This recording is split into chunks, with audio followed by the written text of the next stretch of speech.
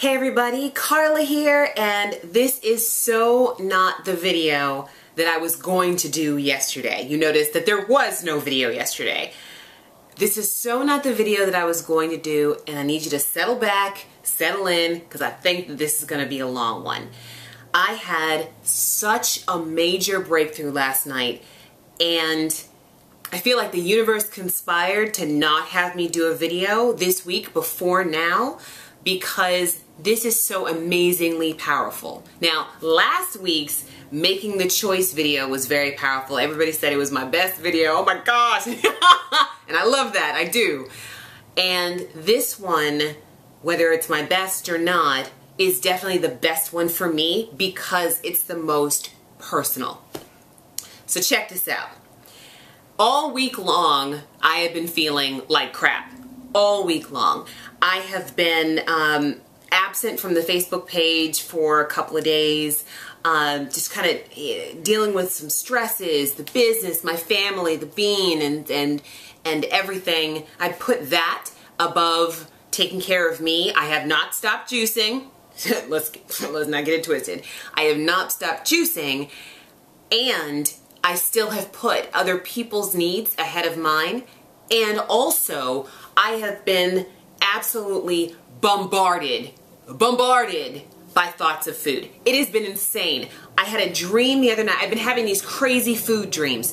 I had a dream the other night that my mother handed me chicken. And y'all know how much chicken has been important in my family. My mother handed me chicken, and she was busy justifying it's okay if you have the chicken. And then it was this weird multi-layered dream where I ate, and I was so disturbed by it that when I woke up, I couldn't remember if I had eaten or not. I couldn't wrap my mind around the fact that I hadn't had the food because it was so vivid. It was really disturbing.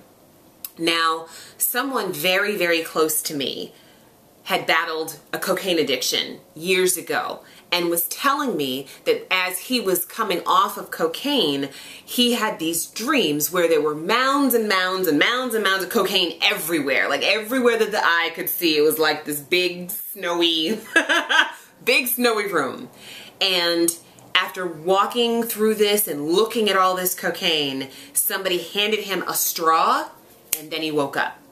And that's what this has felt like for me. I have never had food dreams before, and through this fast, today is day 34, and easily 10 times during this fast, I have had dreams of food. Like I was standing there in a Wendy's, and the counter was so far away from me, but I was looking at, what are you going to eat? What are you going to eat that's not going to mess with your stomach too much because you're still supposed to be fasting? It's just been really, really, really disturbing.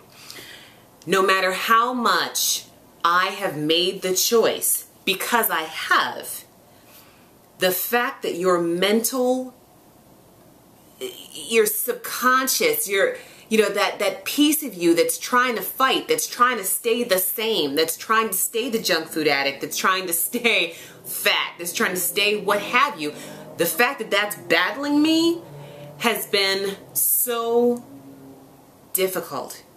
And I just didn't know what to do. Yesterday, my video was going to be about the fact that I feel like my food addiction has been trying to enslave me. And then I had this theory that I was talking with a friend of mine about in regards to the fact that out of my fasts, I've never made it food-free more than 44 days. 44 days is usually my cutoff. That's a 6-week cycle. So I'm thinking to myself, today's 34, day 34, yesterday was day 33. I've got 11 more days until my 44th day. And I felt like if I just made it through that 44th day, I'd be home free. And then my friend said, well, then you have to worry about day 70 through 80. I was like, what's day 70 through 80? She said, that's the next 6-week cycle. And I thought, did I need to hear that right now? Did I? No, I didn't need to hear that because it just felt like this other thing that I was going to have to battle. And it just, yesterday, although I had my conviction to hold on to, I had my stronger statement to hold on to, the idea of French fries and steak. I can't remember the last time I had steak, but I'm telling you, the taste was all up in my mouth, and I just felt like I don't know what's going to happen. I don't know how much more I can take, and it bothered me so much that the video that I was going to do yesterday was going to be vulnerable, was going to show you that I have my rough days too, that you can look to me for advice and you can look to me for inspiration, and just know that sometimes these days are they're just not all that easy. And then my clippers broke. Now, vulnerable or not, I'm vain, and I am not showing up on video without a shaved head. It's just not happening. So my clippers broke, and I couldn't shave my head. I didn't have another set of clippers in the house, so I just didn't shoot. And I figured I'll go get some clippers later anyway. I'll shoot on Thursday. And I still felt like I felt. And then I had a conversation with Julie that changed my world. I had talked to her the other day about trying to come to grips with my food addiction. And we didn't have a chance to talk about it until last night. And she said, you know what? I don't think that that's what this is.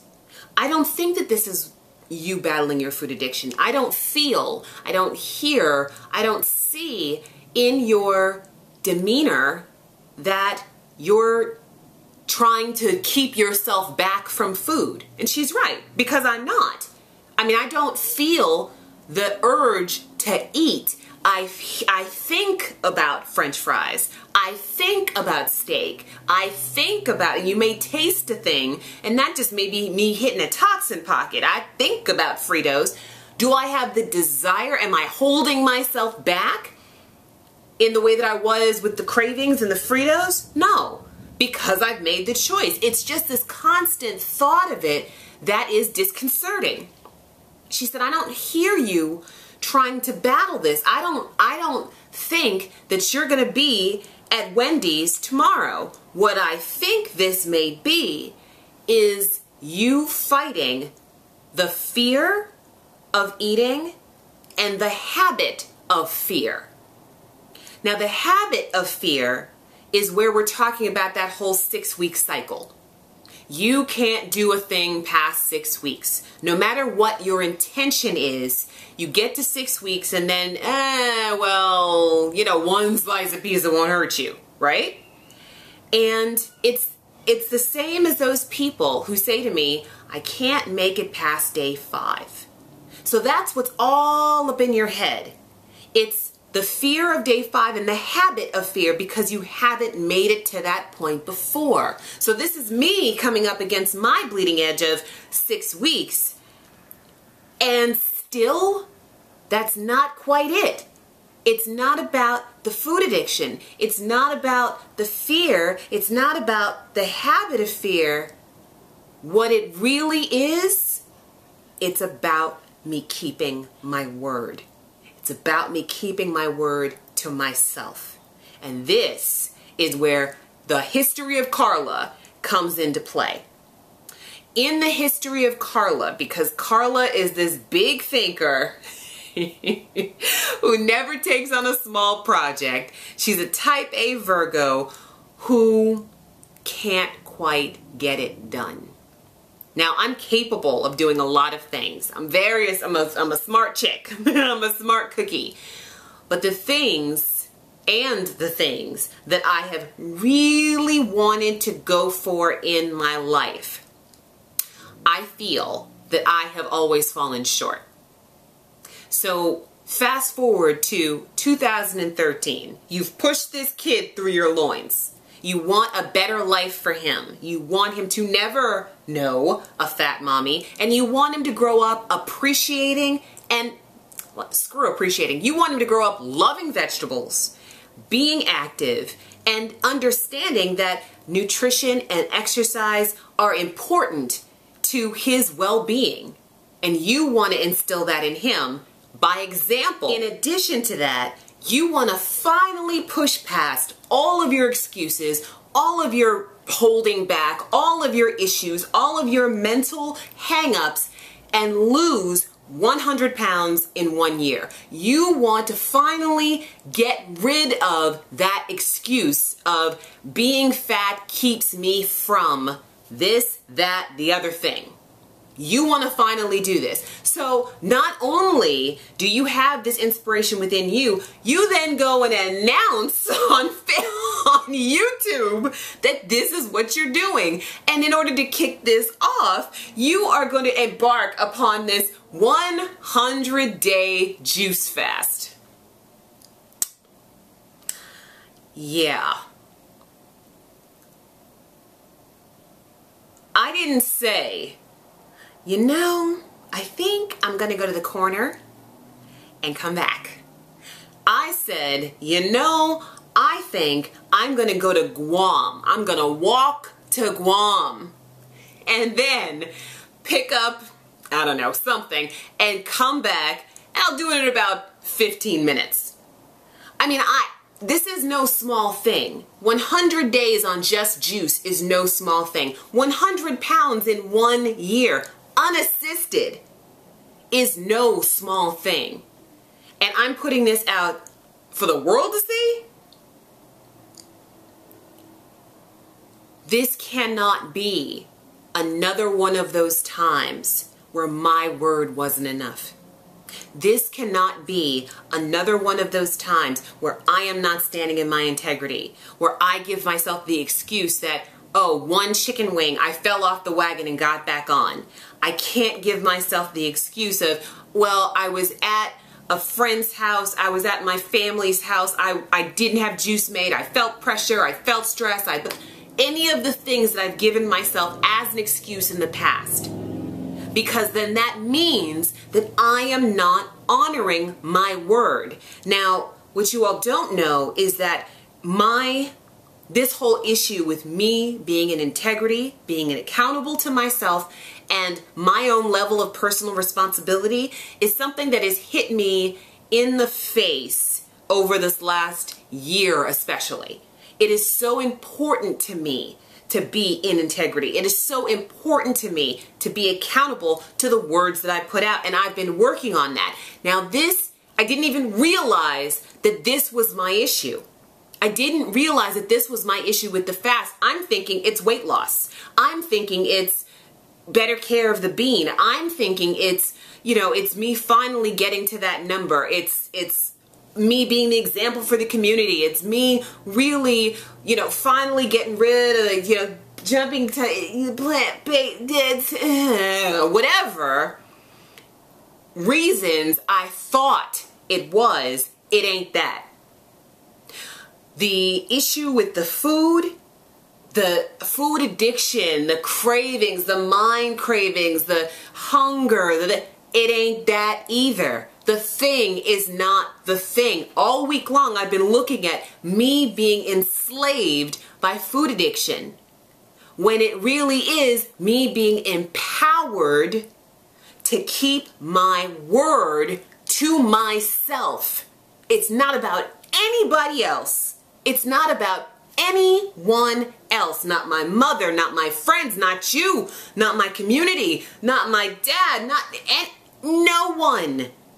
I can talk to them till I'm blue in the face. It's about Carla's word to Carla and keeping my word to myself. That this is the thing that gets done. That it's already done and I'm just waiting for the physical me to catch up. That it's 100 days, period. And then my father said to me this morning, you realize that you're already a third there. I said, oh. Wow, I'm a third there. The 2/3, that's 2 small chunks. Just get it done. 100 pounds in a year, you're already what? Oh, so last month I lost 20.8 pounds, and you can look on my blog. I did a whole post about my 30-day weight loss results, and my 30-day results, not just weight loss, because the changes in me have been so dramatic. I can feel the clarity in me. I can see the physical changes. I understand the emotional changes. I'm seeing what's coming up in me. I'm seeing the detox. Like, I've got this strange rash on my forearms, which I've never had before, and I'm shedding skin. It's really interesting. Like, those are my detox results, and those are, you know, you can read about my 30-day results. I may do a video on it, but still, that's not what's important. What's important is what I'm seeing now, what this is really about. It's about keeping my word. It's about letting go of all the disappointments that Carla has ever put on herself. It's about honoring the fact that I am my word, and my word is good. It's not about my word is law. My word is good, and I can trust it, and others can trust it. And I'm going to put it out here in public and in private. My word is good. It's not about, okay, in public I'm one way, but in private I'm acting another way. I'm chewing on Popeyes. I'm saying that this is what I really want and acting a completely opposite way. So my question to you is, how many of you have done that? How many of you have not honored your own word? I was watching Extreme Weight Loss Makeover, which is a show that I haven't watched before, but you know, being the Biggest Loser addict that I am, so love it. I figured, okay, let me check this out too. And I love those inspirational viewings of somebody making this dramatic change in their life. I'm so excited to be going through it, and to watch someone else go through it is inspiration for me. Now, this particular chick was on there, and it was funny because she said, I haven't cheated yet. And I think that she was probably, she had gone past her first cycle, and she was on, no, she was in her first cycle. So I think she was probably about day 30 or so. I haven't cheated yet. Now, what does that say to you? To me, that says you're preparing to cheat. The yet gives you that out. How many outs have you given yourself? Have you not been honorable to your own word? And is that the thing that's keeping you from doing this? Is that the thing that's keeping you from jumping all the way in the deep end of the pool? I know I've said I was going to do this before. I've tried this before. I've tried that before. And it's never worked out. I've always quit. I've always stopped. The detox was too much. It's just so you don't believe in yourself. Yes, I'm going to join you for Juicy June, but you know, I never really finish a thing. Yeah, I'm on board for Juicy July, but you know what happened the last time that I tried this? August? Oh, I'm so there with you, Carla. Yeah, but you know, you said that you were going to join in June.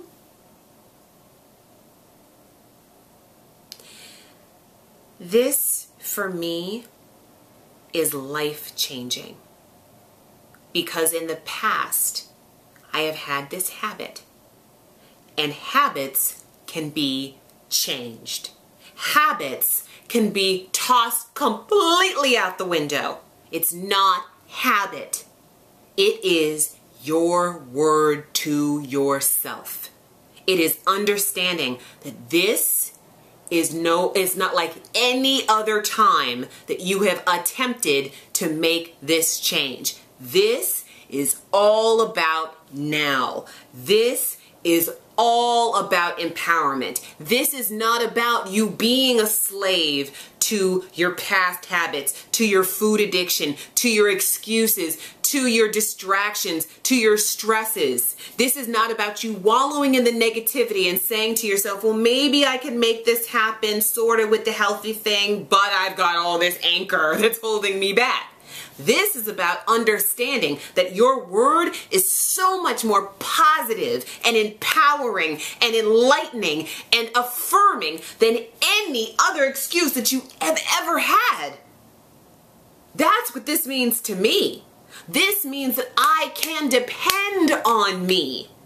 I am strong enough for me. I am focused enough for me. I am so awesome. I am getting this done. And there's no room for anything else. And I feel good about that. And what that means to me is that the thoughts of food can come. The thoughts of food, bring them on. I can think about chocolate cake. I can think about steak. I can think about Fritos and French fries and all that stuff. Samosas. I have like this hankering for samosas. Anyway.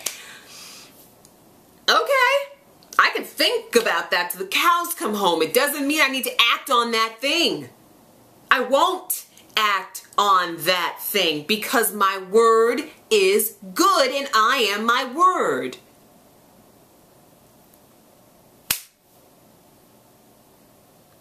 That shifts it to a whole other place.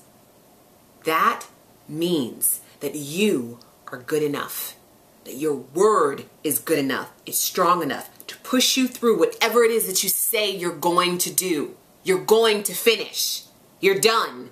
It is done. Just live into that knowledge. Live into that understanding. And everything else is copacetic. Everything else is cake. And I don't want to say cake, but you know what I'm saying. It's everything else is cake.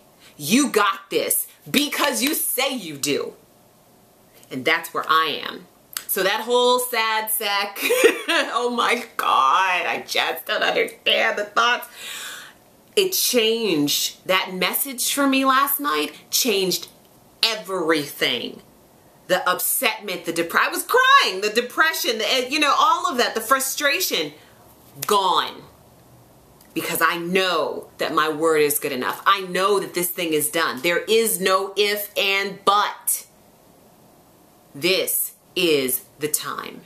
This is my word. This is, man, you're going to be watching these videos. Oh my gosh, day 60, day 78, day 100. And then when 100 days is finished, I ain't done. Because I still have whatever weight I need to release after that still has to go on. I got 1 full year because I have to transition back into solid foods, and then it's high raw for me, and then we'll be talking about all kinds of high raw foods and stuff. There's tons of stuff to still do, and I will do it. So where are you?